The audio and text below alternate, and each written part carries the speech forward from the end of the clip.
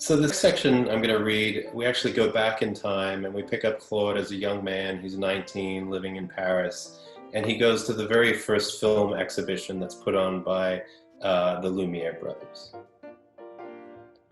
Claude would remember his eyes smarting and a swallow, a moment of suspension before everything changed. A space opened out behind the stage, a catacomb of dappling motion and light.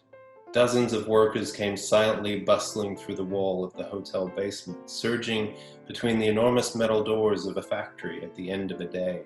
A man astride a wobbling bicycle, women in hats and sturdy shoes with aprons and baskets, a brown dog circling and tail wagging in the foreground.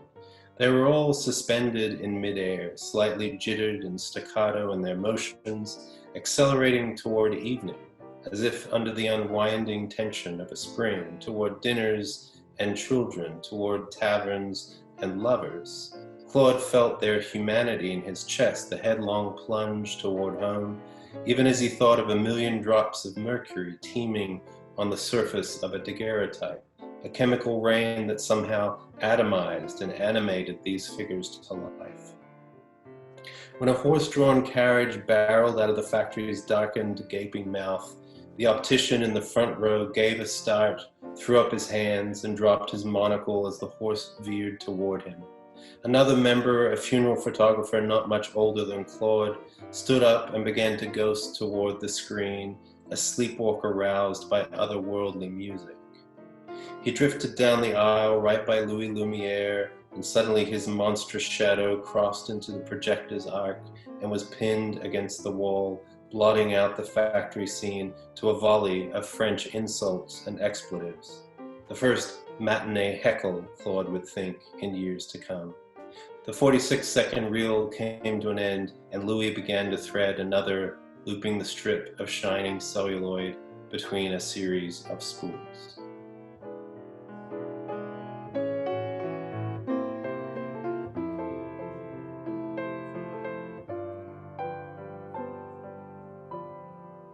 Yeah, I think historical fiction is important because of the way that it gives us a sense of the lives that came before us and allows us to empathize with our ancestors. And in a lot of ways, it helps us to understand the forces that have shaped the present.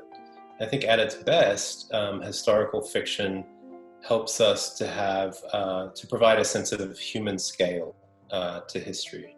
Being on the long list means a lot to me, especially at a time when I feel like history is more important than ever.